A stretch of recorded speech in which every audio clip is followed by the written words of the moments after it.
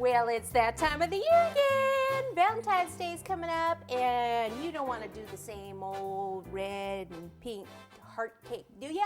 Nah, we got something new for you this year. The theme is Hooked on You. That's right, Hooked on You. It's going to be a under the water scene with a little fish and a little worm that are in love. So let's get started. First of all, what you need is a three 14-inch rounds taped together, and I covered them with a pastel blue florist foil.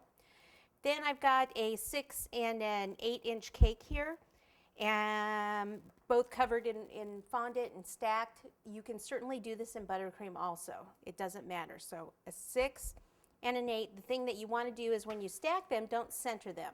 You actually want this cake as far back on this one as you can, so that we can have our little couple right here on this ledge.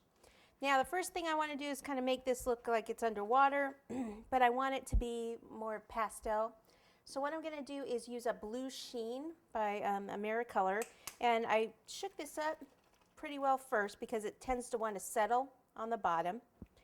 And I will test it here on this paper towel before I actually do it on the cake. I've got my little airbrush here going on.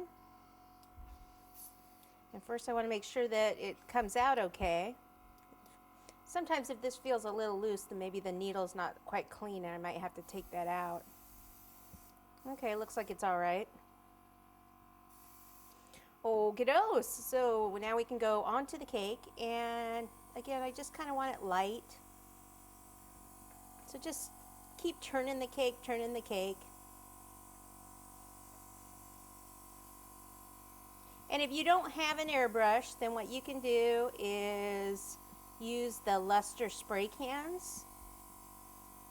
They have those out there. They have a baby blue or also just a blue.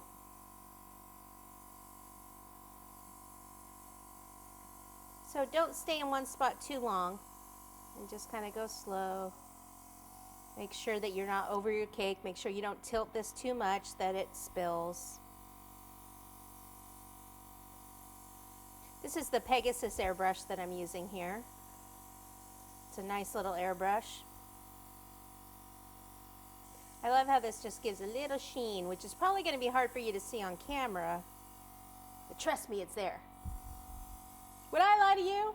No! Alrighty. I would need a little bit more here. I need that just a tiny bit darker. Ta-da! Okay. A little more here. There. That should be good. Okay, so to clean this out, I want to make sure that I run it under warm water and that I squeeze until it comes out clear. Then I'll know that this is clean. I have a terrible habit of not cleaning my airbrush out completely.